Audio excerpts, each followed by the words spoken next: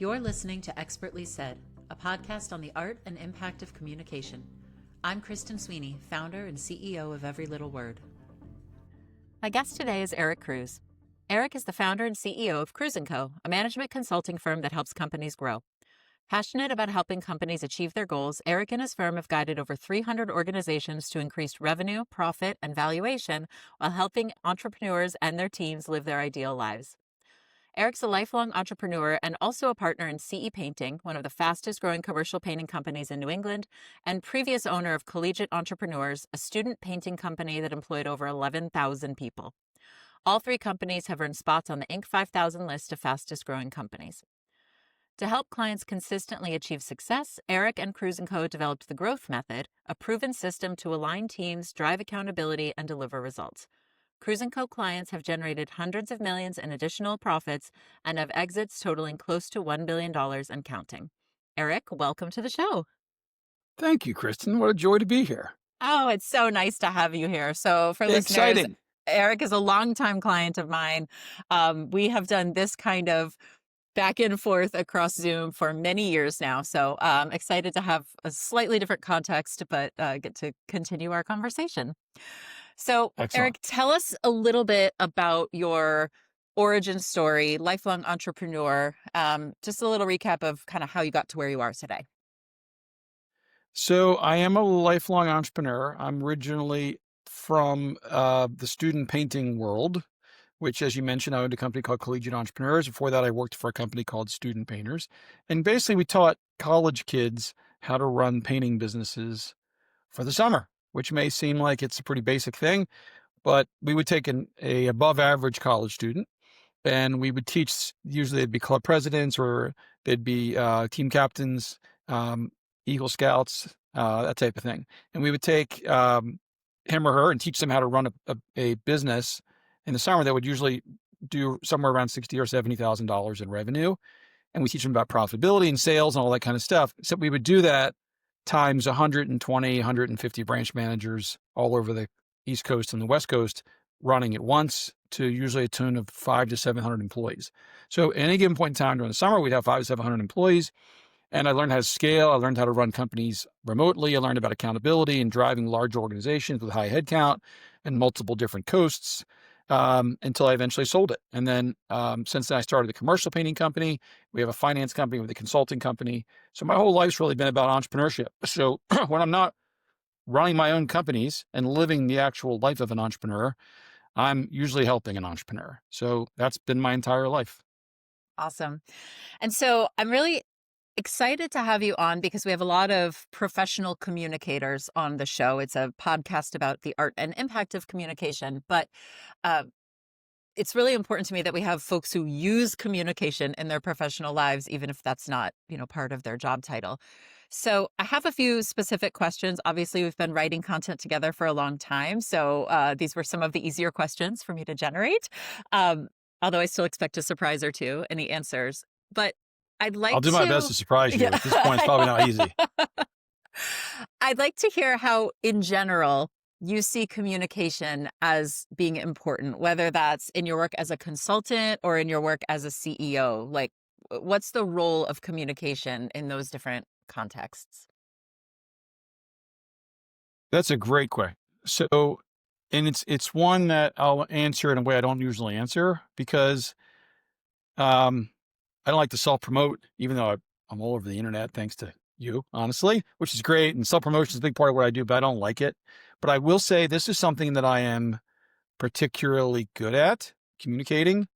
And because of that, I get brought into a lot of difficult situations with firms that are either handling just tough strategic situations or dealing with tough people problems, or I'm trying to help, senior leaders or leaders come together. In those situations, you can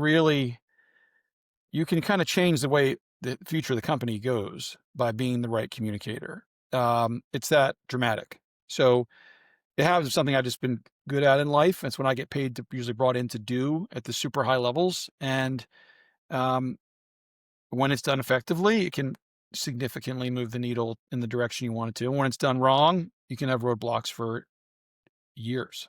So when you're running a service business, I would say it's a large part of what you have to be good at. What do you think are some of the mistakes that you see maybe other entrepreneurs or other leaders making around communication? Caring about your agenda first, as opposed to what you're listening to from the person you're talking to. So arriving at coming into so I come interestingly, I come, as you know, I come to almost every conversation, any conversation of any weight, I come into generally scripted, which surprises people because I try and be natural, but I generally have a few bullets before every conversation. It's really important. So that I can get a sense for what might happen, what they might say, so I can be prepared, and show up with preparation. At the same time, I tend to take that over preparation and set it aside when I actually start the conversation. So I'm prepped, but then I go, because I'm prepped, I then can go completely into listening mode.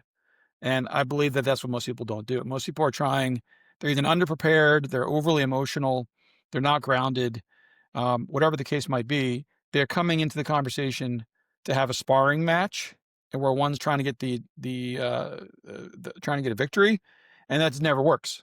So it usually just becomes that. It becomes two people battling, as opposed to, why do you think the way you think? Here's why I think the way I think. Let's approach those different things and understand each other first, and then try to get to where we end up needing to go. That's what most Yeah. people get wrong. Yeah, that's so interesting. When you talked about I feel like I'm always bringing up my theater background on these episodes for some reason, but when you talked about preparing and then be able to like let it go and be in the moment, that's very much a concept that is talked about in acting, right? You have to know your lines so well that you aren't thinking about your lines, Right. because if you're doing that, that's all you're doing, and you're not able to be in the moment responding or reacting to the other person And you're that on is what stage I with. do. I try to, people are still shocked. Like, I've been in this for 30 some years now. And I never get nervous. I never don't get nervous at any big conversation still. Hmm. And I never don't put bullets either, even if it's as light as on a Post-it note. And so, and the term I use that most people get wrong, and sometimes I can get it wrong too, but when I get it wrong, it's because I'm emotionally charged usually, or I'm overly agended in what I want. They do what I call I call it verbal ping pong. So verbal ping pong is just, I want this, and then it just goes back and forth, and it just ends up being two defensive posture walls, with a ball going back and forth, and never ends up working. So um, usually these days, when I start a conversation, it's more, let's talk. What do you got? Yeah. And then I have my notes to help guide me. So, one of the things I know we've worked on together recently, and I've heard as a common theme from you, is this idea of setting expectations.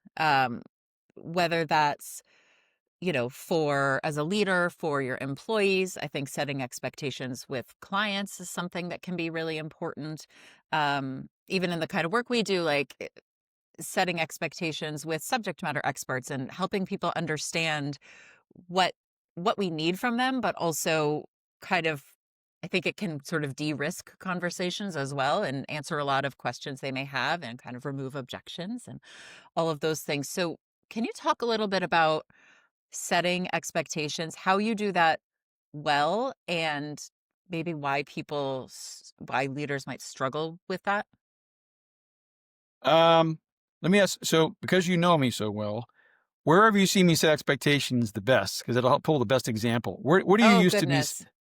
Uh Because well, I do it all the time. I do it constantly, literally yeah, constantly. I think that more recently we've created some content around this. I would say it's in terms of hiring and more team focused, what people are looking for from their team and how to be probably upfront about that, Yeah. and direct. So, so interestingly, I'll go to the direct side, the expectation side, and to me, it's a lot of my communication style is very. It seems natural. Most people think you have a very natural way of communicating. I do not. This is a trained way of me speaking, and what I've learned, because ultimately I'm not that direct, which surprises people. I tend to be overly nice, and and that tends to muddy it things. So a lot of my way of learning how to communicate has come from trying to combat my natural, somewhat people pleasing way of doing things. So now Hmm. what I've learned is There's a formula to building great teams. Step one of that formula is figure out exactly what you're looking for from a particular role. Now, everything is loosely held, but you got to figure out within 80% accuracy, what am I trying to get a particular role? What do I need this to have? What is expected outcome from this? So one, do your homework so you can even know what to expect. Two, find the person whose goals of what they want to accomplish and what they'd like to do line up with what you want to have done, which is crucial.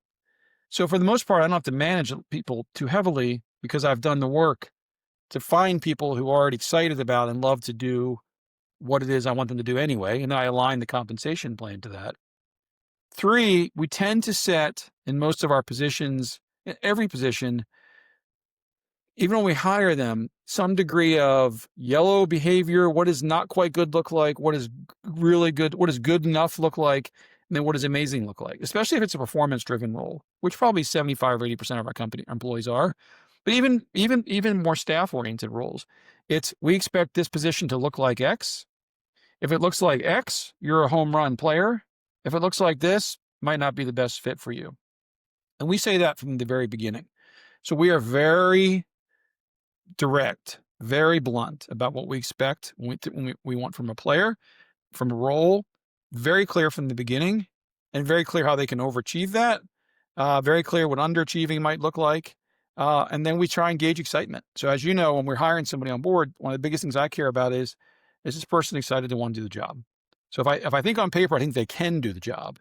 And then I think that they're super excited about doing the job. That marriage usually means I have to do a whole lot less management. So the expectation is very clear. Person's excited. The whole management thing starts to be a lot less necessary. Yeah. And I think, it's not only good for hiring, but that kind of rubric throughout an employee's relationship with you of being able to say, here's what we've expected, and then making it clear overperforming, or as you said, especially in cases of underperformance sometimes where it takes someone who's been very emotional as a leader about, times when employees have fallen short, can be really difficult. And it can be challenging to say, I know something's wrong here, but I don't really have the right documentation or Yeah. standards established to have this conversation on more than my feelings, even though I know inherently that we have a problem. So I think it can take the emotion out of that too. And interestingly, there's an assumption, which I've gotten rid of as I've gotten older, that when somebody's not succeeding, certainly sometimes there's just wrong people. Like they're just not the right people. Certainly that's the case in certainly some situations. And I would say maybe it's half, maybe. But the other half is often people, the leadership is not taking enough accountability, in my opinion, to make sure the direction is the right direction, to make sure the processes are the right ones to have, to make sure that the theory as to what the role is the right theory. So I've learned that when you come to talk to somebody about performance issues, whether they're way off or they're off, I just approach it very casually. I approach it formally from the sense that I say, can we talk? I always say, schedule a time. But then I approach it from a curious standpoint. So I'll just say, we're expecting this, whatever this might be, A, we're getting this, and I'm curious as to what the delta is. Where's that? Why do we have this delta? So it makes it not about them necessarily. And just in that when I was trying to get this person to work and perform, I was expecting this thing to be here and it's not. So I often just lean in with, what are you not getting from us? Like, is something up? What are we not giving you? Is it, I always assume, I think it was General Eisenhower, a great quote about making sure you always assume people are doing their best. And I always do that. So I always assume people are doing their best. So what are we not giving you? What are we not providing you? Now, often, believe it or not, they won't say anything. They'll say, you are providing me. And if you have the right level of accountability with a lot of people, you'd be shocked. They'll say, I'm just not winning. And then you try and dive in. And then you start to realize maybe it's their attitude. Maybe they're lazy. Maybe you're all these things. Not usually. Usually people want to win. I'll say, okay, well, why do you think there's this delta? Like, let's dive into it. And then, so that's how I frame these conversations. But the cool thing about handling it that way is that it's not personal. Ultimately, the job, people are like, well, what if you have to cut the person? Well, our people tend to self-select, or when they get cut, they know they're going to be cut because we've already had this conversation. It's not about if we like them or not. It's we need X, we're getting Y. There's a problem. It's not sustainable. It might be our fault, might be their fault. We just need to fix that. And then we work together to try and get that fixed. Yeah. I'm just thinking about an interesting conversation I had a few months ago inside my own organization and the idea of expectations. And it was a fellow team member and we ended up surfacing something where we just had misaligned expectations. So we were passing work back and forth to each other. And basically like she thought she was passing it to me to complete and move on. I thought I was receiving it to give feedback and give back to her. And neither of us was right or wrong. It was just, we had to have a conversation and say, we need to be more clear about this with each other. Like, we're both Yeah. here to help. What do you need? But because we had misaligned expectations until we surfaced those, we were just like, this feels off. Something feels a little wonky about this. So it's really interesting. And I know that you are a big champion of somewhat modifying communication based on the person in front of you. Can you talk a little bit about, I think disc profiles is one of the ways that you do that, Yeah. what the disc is and how that So kind of impacts communication? So we use DISC profiles, which is a type personality profile test that measures dominance, influence, steadiness, and compliance in a person. So it's really more about the person's personality traits. And then we tend to also test at the same time for what motivates people. So is it money? Is it power? Is it aesthetics? Is it giving? Is it how things look? Is it traditional values? Is it helping? Like, what is it? So between the combination of those two things, we can generally see what kind of person we're dealing with. Is this a highly dominant, hard driving person? Is it a person that's more into being liked, a more likable person? Is it somebody who's really just kind of be a steady person and kind of just goes with the flow and likes to keep doing the same thing over and over? Or is this a person that's going to be really a compliant person, which tends to be more fear driven? And we ask ourselves when we're talking to somebody, it all goes back to the same thing, which is there is what we want from the situation, whoever is talking to this person. But most importantly, it's why is something not going the way we want it to, or maybe why is it going so well in a certain situation? Like, why is it going so well? And we're always considering the person. So in our company, we use discs, like you said. So we'll say it's a high S person, or it's a high C, or it's a low I person. So we're not going to brand them because I think that becomes too extreme and not fair. And it's only one test. But it allows us to know if a person is super compliant and we put them into a role that involves a lot of selling or a high dominant, high I personality, they just may not excel at that. So we're going to say, whose fault is that really? We hired a dog that barks, and that's kind of our fault. So we're going to try and make sure they go into roles that are more compliant. We have a situation in our consulting team, honestly. Our consulting team tends to be steady and pretty compliant, honestly. They're very good at consulting, honestly. Like, they're good at consulting. What are they not good at? Selling, in a lot of cases. They're just not good at it. So in our case, we're kind of like, well, whose fault is that? The hirer or the hiree? And what we realized is we have to get some other skill sets in there to move around, or we just end up beating these people up and say, well, you're not good at X, Y, Z. So the net of all that is when we're talking to somebody, you got to factor in the human, the person that you're talking to. And you can use Colby, you can use DISC, you can use PI, predictive index, but you got to use something that's going to give you an idea, who am I talking to and how do they perceive this situation? Yeah. Yeah.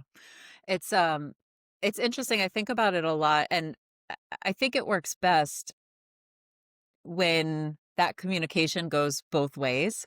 I know you and I are on different ends of the spectrum, but almost like the ends meet where we're like, hey, how's it going? Okay, let's get down to business. And we're both very comfortable with that Right. kind of Yeah. conversation, right? But I guess my point is that it's helpful to know about the person in front of you, but it's even more effective when that person knows you as well. And so you can kind of meet in the middle on that, because I think to be the person who's always doing the adjusting can be quite exhausting because you have your own way that 100% you agree with prefer you. to be Yeah. as well. 100%. Yeah. And it's also, you got to be careful because you can get stuck by having too much of certain people around you because you like them. So I tend to like high D people. Why? Because it's me. So the problem with that is I can be stuck with these people around me that are awesome for the things I like them for, but they have tremendous gaps when it comes to other things that they need to be good at. So in Hmm. our organization, it's like you just said, it's like we have senior leaders that I look at and that they're just not good at certain things. And I've learned to say they're just not going to get that. So we're going to have to, I'll talk to them usually and say, this is in our, we don't have any egos. So we can, when you start using personality profiles across your organization, it kind of immediately just says, look, there's nothing wrong with any of us. Let's just learn about each other. And then that'll help us benchmark how best communicate with each other. So in our team, you got to get the whole team involved with knowing who they are and leaning into that and knowing that the strengths is what matters. There is the other side of it. So if you're going to a high I person and you say somebody who's high into influence and a big smiler, a big people pleaser, and you say, why can't they close a lot of deals if they're a salesperson? Well, it's partially because they don't like to do that in a lot of cases. So you got to figure out, can I get them to stretch up, or do I just have a bad placement here? And you want to think about that. Yeah, definitely. So I want to turn the conversation a little bit to some of the more external facing stuff. You and I have worked closely together on, I mentioned the growth method in your introduction, and that's really the content system, the framework, the model for the team's consulting work. I'd want to pull out just one like tiny piece of this, but something that I've heard you say often about the growth method is that you basically designed it to be simple, but not too simple. Simple enough to get started, enough complexity to grow. And it really resonates with me because I think in the work that we're doing, where we're working with subject matter experts, we're often creating this expert led content. So often we're diving into very complicated content, very technical concepts. And it's it's a needle that we need to thread because we have to break those things down and make them more digestible and more understandable. But we're typically working, creating content for a B2B audience. And so they're not just a person off the street who needs to be able to understand it. We're not creating something that's going to go in a 30-second commercial, right? The end audience has a level of sophistication too. And so the ability to kind of calibrate that is really, really important. So I wonder if you can talk about that idea of being able to kind of slide from simple to complex based on the kind of client you're working with, sort of where they are in their maturation journey as a business or as business leaders, and why it was really important to you to create a system that had that flexibility. Yeah, so it's funny, and it does vary when companies get bigger. Sometimes you get simpler, you get more complex, and you get simpler again. Um, so simple is a good. Ideally, anytime I can default to simple as the answer, I'm always going to take it. Like the simplest answer is not always the right one. In fact, sometimes it isn't, but often it isn't. But as simple as I can do anything is always the right way to do it. Now, that being said, um, the growth method, our system, we use a goal setting methodology called OKRs, objectives and key results. It's designed to allow companies that are larger to take broad statements like building a customer service function or building a thought leadership function that are very simplistic, but that could involve hundreds of things that have to get done in a period of a year or multiple years. So ultimately, we're trying to say, well, it's not just as simple as they have to get 10 articles written this quarter or even 100 articles this year. They need to build a whole function, which might involve writing articles. It might involve doing webinars and doing some digital outreach. And there's a whole bunch of that across organizations. So you want to make sure you have a system, in our case, that allowed us to not gloss it, but to really nail it across an entire organization. So that's the complex part. That being said, it's funny, simple can become complex and bigger. And then sometimes it can also come back to being simple again as you get bigger. So for us, we tend to dive in and work on strategy and work on finance and make sure that things work. Often just really getting into the details to make sure we're finding the right strategy for a company to grow And once we've done that, it can then come back to as simple as let's do 1, 2, or 3 things, period, across the whole organization. But you have to be able to dive in and think complex and learn and analyze and mobilize lots of people in order to come back to simplicity. So if it's just simple and say, do these 5 things, you might get some stuff done, but it's not going to stick. And so our system sticks in the entire organization, no matter how big it is and no matter how small it is, honestly, too. And that's why we ultimately use it. So it's worked for us. Yeah, I love that. And that takes me right into my next question, which is, um, I know that you've focused on like kind of one simple thing right now on your lead generation side, right? I know there's a lot of talk about speaking engagements inside Cruise and Co. So I want to ask about that.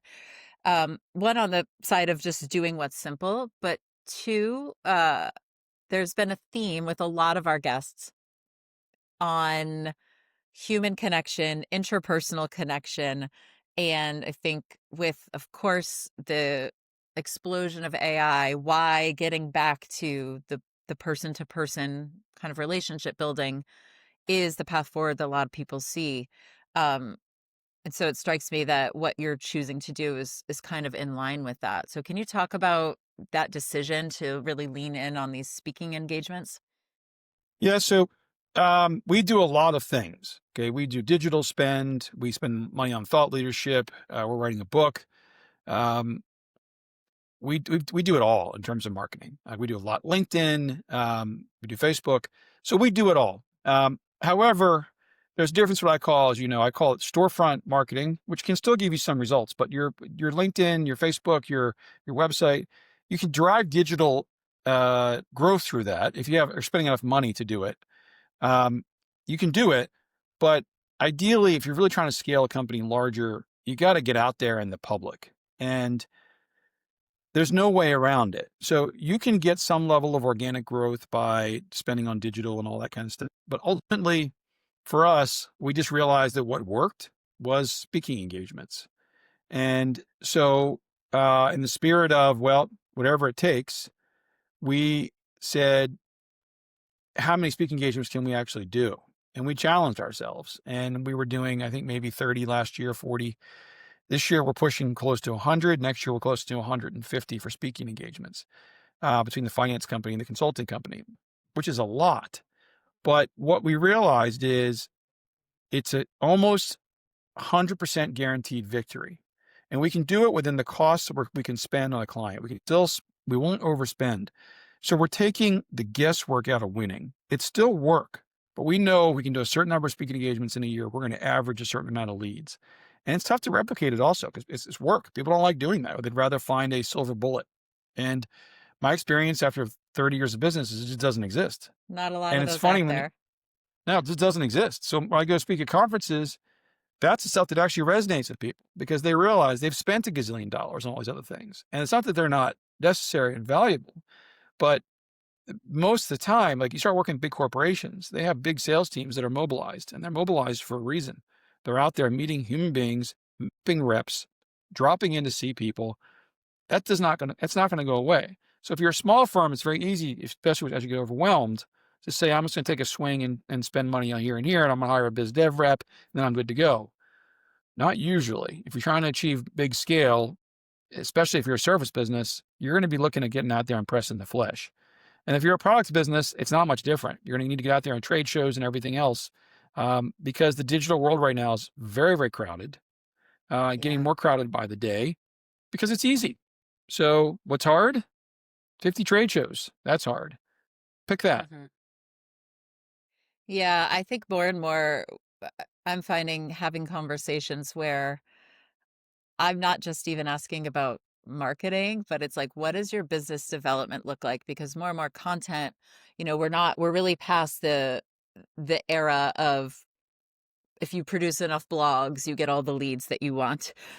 We're well past that era, I would say, at this point. And so what we're looking at now is we're thinking about content as sales enablement. We're thinking about it as validation. We're thinking about it as nurturing for those customers who encounter you but aren't yet ready to buy. And that thought leadership can be a piece of that, certainly. in terms of building that relationship over time. It's those touch points that happen in between we saw each other at a conference, we grabbed a coffee together, you saw me at this speaking engagement. So that's probably a nice segue to the one big idea, which we are going to talk about together today. So as I mentioned, Eric and I have worked together for quite a long time. And so the one big idea is really a little bit of an exploration on your kind of personal commitment, Eric, to thought leadership. So I'll frame this up as when we first met, I think it must have been 2019. You That were sounds right. looking at a potential rebrand, and I got on a call with you. It was a word of mouth referral. And I was like, well, we could do that. We could talk about website. We could talk about thought leadership, LinkedIn. And you kind of just said, yeah, all of it. And like Yeah, that me sounds behind like the me. scenes, I was like, how the hell am I going to put all of it in a Yeah, proposal? But, that sounds like me. eventually that is exactly what we did, right? So 2 rebrands together for the business. Um, we've produced a newsletter together weekly that I think is coming up on 300 issues. It launched a couple weeks before COVID and has continued weekly ever since. Ongoing LinkedIn content and all sorts of other support in the meantime.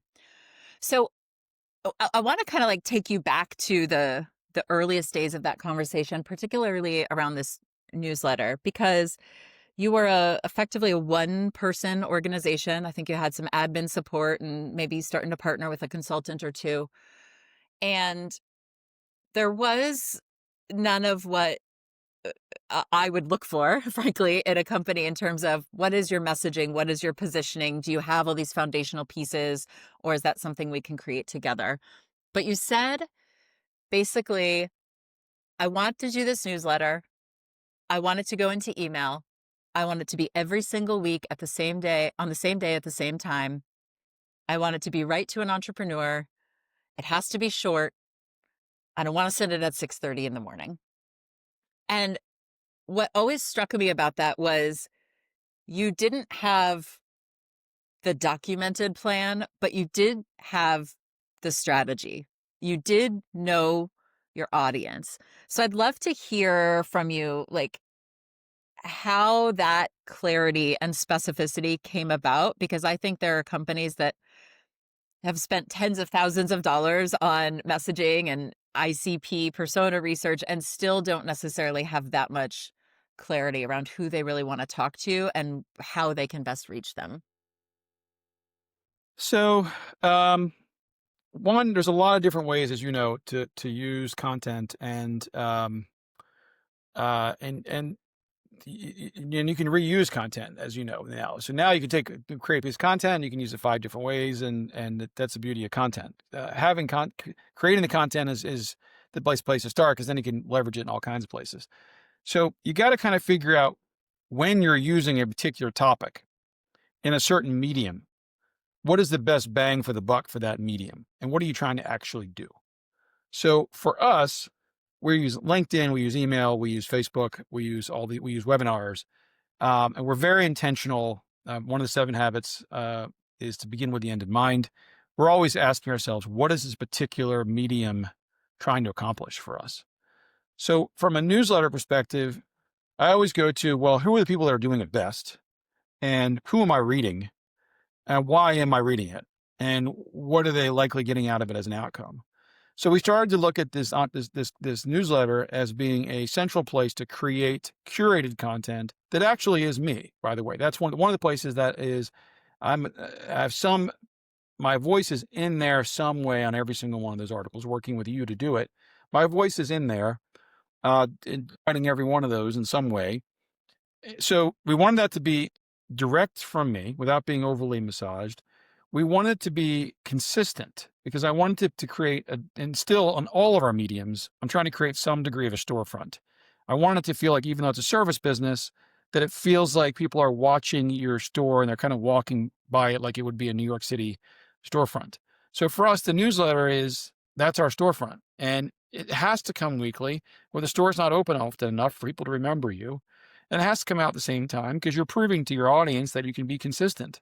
And you're triggering your audience to be subconsciously aware that every certain amount of time, they're going to get this piece of thing.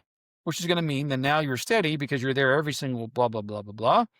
They're going to expect it. They're going to look for it, and they're going to likely read it because that's what they're expecting to get at that time of the day. And I got that because I looked at some of our competitors, and there's only a few that I was actually reading. And I encourage people that are listening to this, ask yourself, what are you actually reading? And what does that look like? And why do you read it? Because you can get lost in the shuffle. So what sells for us in these emails, as you know, is vulnerable content. Anything to do with humanity, and being vulnerable is a particularly useful. That drives readership. But the interesting thing is the value we get out of it. In addition, well, first we get it because it's now a repository of content that we can use anywhere we want to use it. So we've built up 300 letters of content at this point in time, which is extremely valuable. But what it's also useful for is that people remember us, and we're not trying. So we knew the end in mind for us in terms of just the newsletter was not to get leads. Although we have gotten leads off of it, it's probably actually close to paid for itself, is my bet. But it's not the point. The point is it's trying to create consistency, stability, and just awareness that allows us to then do everything else we're doing as part of that storefront. So the stuff we're doing for delivery and for webinars and all that lives inside the storefront that's created by things like the newsletter, by LinkedIn. So people always say to me, they're like, you guys are growing huge. Well, sometimes we are, sometimes we're not. Doesn't really matter. But by watching us, your perception is that we're killing it. If you have that external, I've received similar feedback and seen that happen across clients too. Developing that consistency really sets you apart in people's minds. And they do kind of put an aura of success around you because they see you're able to deliver on that. And a lot of companies know how hard it is to do that consistently. And they think if they can figure that out, they must be doing something right. Yeah, and a lot of what we do is also we're not breaking the bank on all these things either. We've figured out a way to do all this in a way that's affordable. We're a small business, and I think it's easy to say I can't do X, Y, and Z because I can't write or I can't do X, Y, and Z.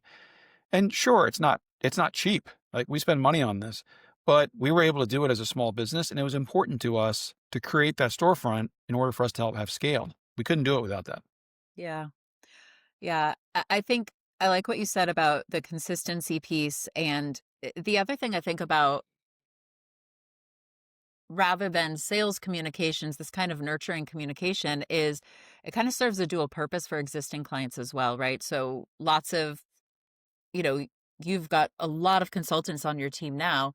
And so many of the companies that Cruise & Co works with don't get direct interaction with you. And yet there's still this stickiness in this weekly touch point. And those emails are designed so that whether you're using the growth method, whether you're not, whether you're a client, whether you're not, you still get value. It's not like, oh, this is just, the sales email, so it's not really relevant to me. I already work with this company.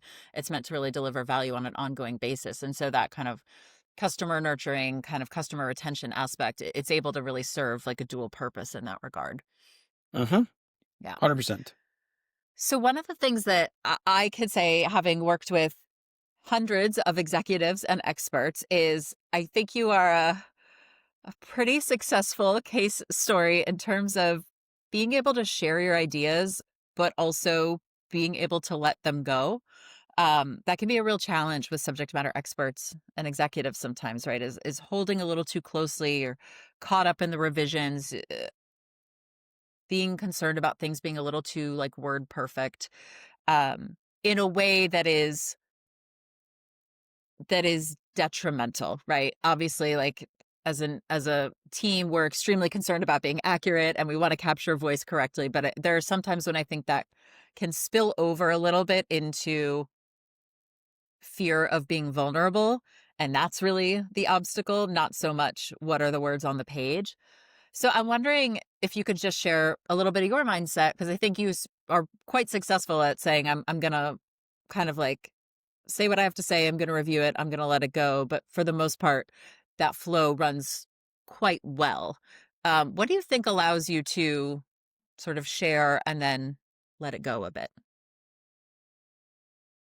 Well, one, I'll talk about the sharing piece because one of the questions I get a lot, especially around annual meeting season, which we're in right now, is the biggest thing that kills the biggest thing that kills companies we work with, or will slow them down radically, is lack of trust.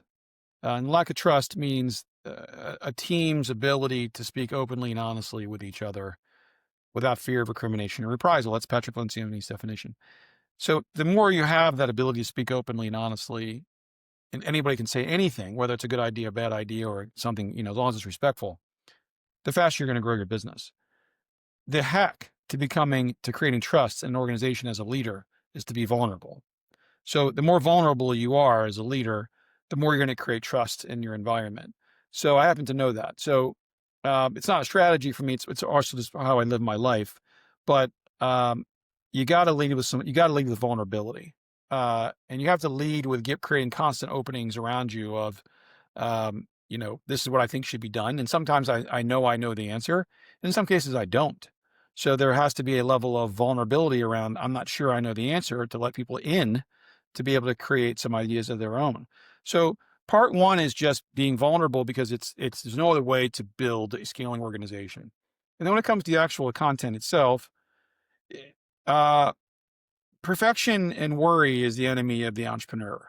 So if you're looking at perfection, a lot of reasons people don't do stuff like webinars, podcasts, or written word is because they don't mechanically see how to get there. Like they think, I can't write, I can't make a slide deck, I don't know how to use podcast, I don't know how to use a microphone. Like it's the basic stuff that prevents companies from actually doing this stuff, which is kind of funny. So what I've learned is that just get stuff out there and get it out there. Let consistency and steadiness win the game. Perfection is just not attainable. So just do your best. We write 52 pieces a year. We never miss a week. I would say maybe of the 52, I might be what I consider to be like a 50% rewrite once a year, maybe. I look at it and say, I think this missed the mark. Maybe once. Maybe I'll dabble in the world of what I would call 10% edits, maybe 2 or 3 other times in a year. I may catch 2 typos a year, maybe. That's it. So you're talking 52 articles. I'm pretty happy with that. I read every single one. I would say I absolutely love about 75% of them, which is good for me. That's the other thing. They don't have to all be home runs. It's 52 articles. Like it's a lot. So 75% of them are home runs. I'd say 20% of them, I read them again. I'm like, wow, that was really amazing. So I think you gotta be realistic. You gotta say this percent is amazing. This percent is really good. And this percent is good enough for this week. Or you get too wrapped around the axle and the machine just starts to die. So I read it all. I'm reading one today for something that's going to go out on Thursday. But if it's 75 to 80% good enough, I'm happy. And it almost always is. And that's scale. That's what you got to do. Yeah. Yeah. I was thinking when you were talking about just letting consistency guide you, when I'd been kind of back and forth. And when we decided to actually move forward with this podcast, I went to our team and I was like, I know we could make this a thing, right? And we could kind of put a lot of emotional labor on top of just doing the work. And I was like, let's just do it. And it still took longer than we wanted it to. And it still probably had some emotional labor involved. But I do think there was an attitude of like, we just are doing this. We don't need to spend a lot of time. I've already debated it in my head for months and months. So like that part is done. Now we're just going to do it.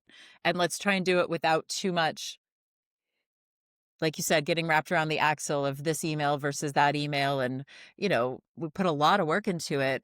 But now like here it is. And I'm able to learn by doing instead of still just being in the planning phases.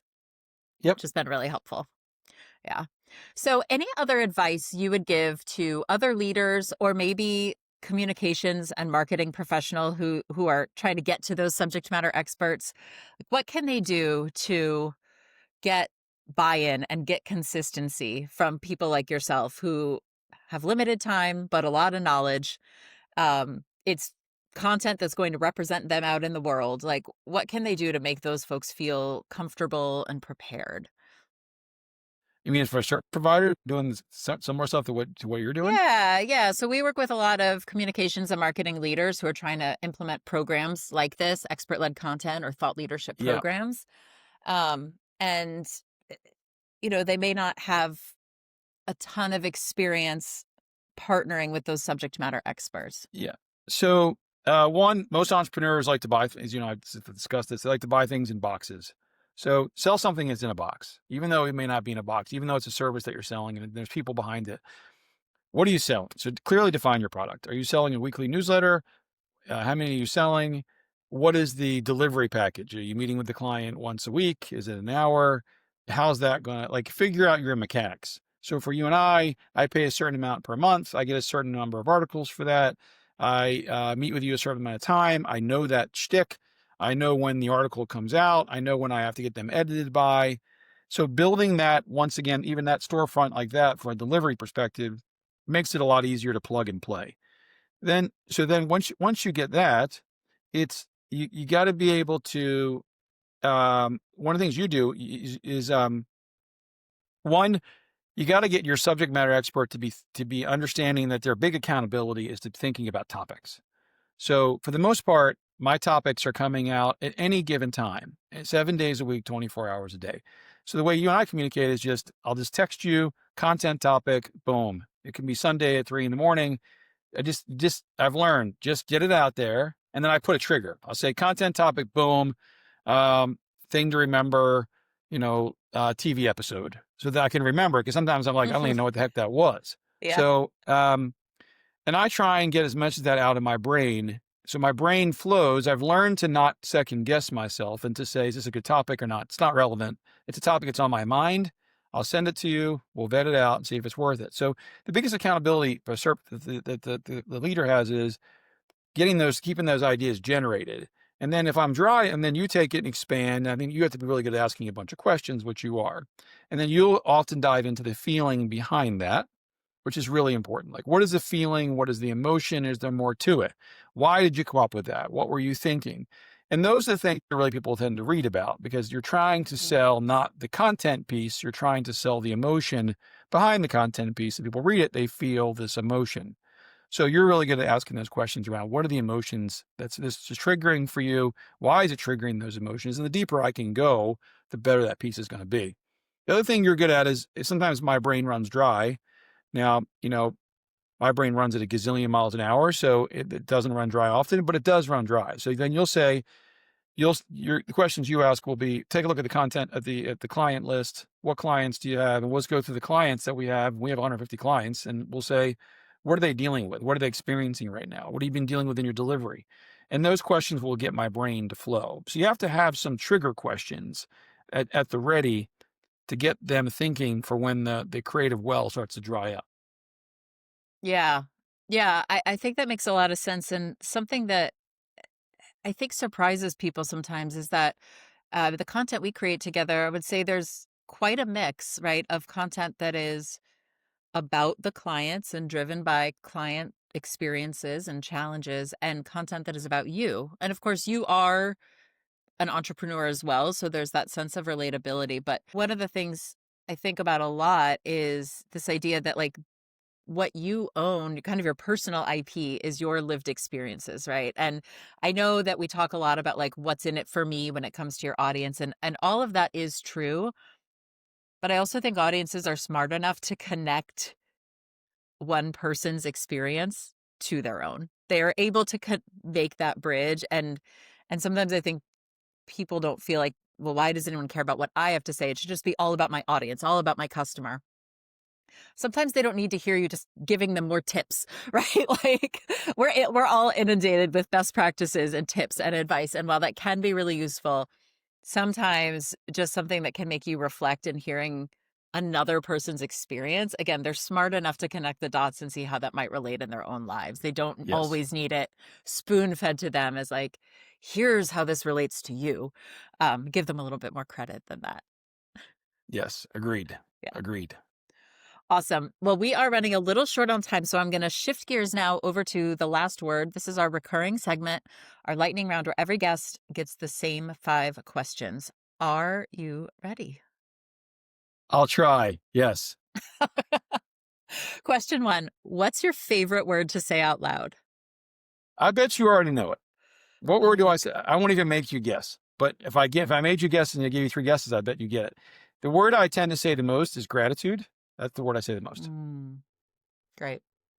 Very, The very second word I say apt the as most we're. is focused, honestly. I say focused is the second word. Maximize is probably up there also, but gratitude always wins the game. Yeah, that's great. Question 2. What's a word you know from reading, but you're not quite sure how to pronounce it out loud? Quinoa. But I know how to pronounce it because I looked it up. You If I looked it didn't up. know, I think it was quinoa. So there you go. Quinoa. When I was first introduced, that's exactly what I thought too. Yeah. I thought it was Quinoa. quinoa, and the people talking about quinoa, I didn't even know that was talk. And I realized that was on the menu. I didn't know what it was. So there you go. Nice. What's one phrase or saying you wish could be retired for good? Yeah. So this is interesting. For good might be a stretch, but as a definite saying, I think the saying "never give up" is overused, and I think it's often can lead people into failures. Honestly, so I believe that shouldn't necessarily be getting rid of, but it should be contextualized to something more like "never give up" unless it's intelligent to give up, in which case give up sooner rather than later. I Don't think buy that's into that sunk cost fallacy, right? it's one of those things. It's like the Pareto principle. It's won that battle. Like there's certainly situations that I've been in that never giving up was a useful phrase, but it's also cost me millions of dollars at the same time. So Yeah. I don't love that one. Well, you think about it sometimes when you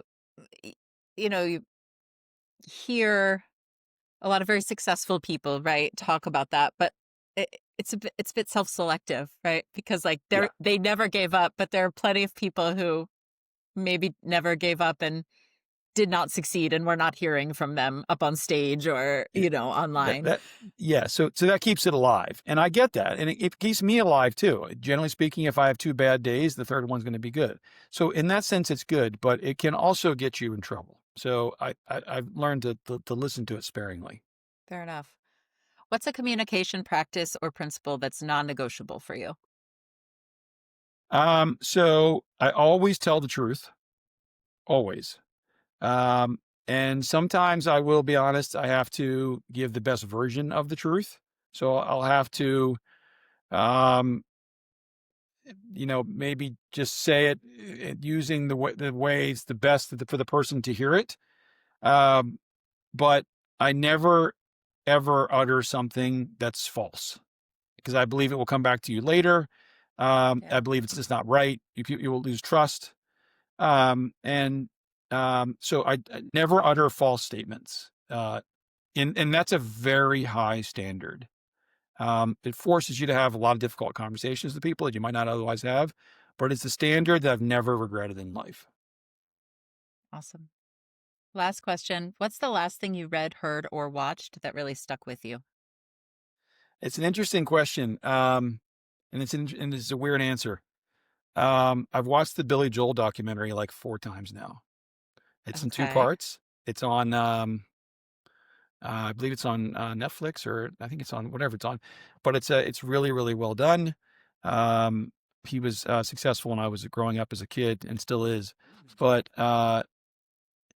it's 4 hours long. It's extremely well done. So I like that, but it's basically the snapshot of a person that had tremendous ups and downs. But really the reality of him and, Elton John, and a lot of these singer-songwriters is they just showed up and went to work every day and they never stopped. So Billy Joel is just the whole summary of the whole movie is I never stopped working. I've been at it for 50 years. I've had some really good times, some bad times. And over 50 years, I'm still singing. And so I love things like that are true biopics of seeing ups and downs because they're real. And I love seeing people navigate through those times, especially when um, uh, there is, I guess this is kind of the never give up thing, but it's not that he never considered giving up. It's just his mantra is really just he just goes to work. So it's not to him. It's not like he's trying to hit a home runs. He's just he shows up. He writes songs. He sings songs. He makes dinner for his family, and that's what he does. And I love seeing that story. So it stuck with me and resonated with me. Yeah, there's so- an author who talks about like this idea that really liberated her of like the muse. And it was basically like, it's not my job to show up and be a creative genius. It's my job to sit down at my desk every day. And Yes, I love when that. the genius comes, like that's not what I'm accountable for. Here's what I can control. And so it reminds me of a similar idea of, Yeah. And I love yeah, that kind of stuff. And I think if yeah. you, it's funny when you watch these creative people, and I love biographies of any kind, documentaries of any kind. It's funny. It's easy to say, well, he has incredible talent, and he does. He's also been practicing for 40 hours a week for the last 50 years. So at this point, you'd hope he'd be incredible at playing the piano. So but along that journey, he's written, 1,000 songs or whatever, and some of them are just horrible. So I love that whole journey of, it's not a bunch of drama. It's, let's just work really hard and try and get really good at what we do. And there will be some gigantic hits and there'll be some gigantic misses. And that is life. Yeah, that's great. All right, Eric, we're going to wrap up. So I want to give our listeners a chance to kind of where they can find you and where they can connect with you, and also do a little bit of plug. We've been working on a project together that will be in the world in the next few months, from when this airs. So um, if listeners would like to learn more about, I say, the forthcoming book that you'll be Yes. publishing, or connect with you in any other way to learn more about your Cruise & Co., where can they find you? So I'm at eric@cruiseandco.com. You can always email me directly.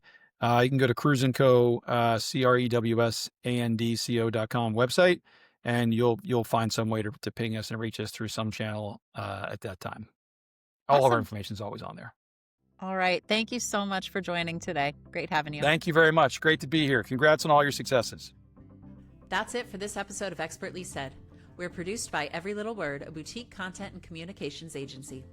If you liked what you heard, you know what to do. Subscribe, share the episode with a colleague, or leave us a review. If you want to connect with me directly, please do. You can find me on LinkedIn. Just search Kristen Sweeney. Thanks for listening. Talk soon.